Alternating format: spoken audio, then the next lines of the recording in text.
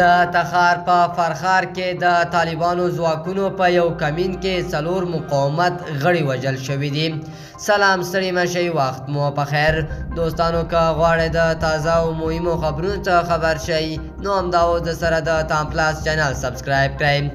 تخار کې سیمه ییزې سرچینې وایي چې په دغه ولایت کې د طالبانو ځواکونو په یو کمین کې 4 مقاومت غړي وژل شوي دي. دغه پیښه نن سه شنبه د شپې 12 بجو د تخار ولایت فرخار ولسوالۍ په دشت بالا کلي کې شوې ده.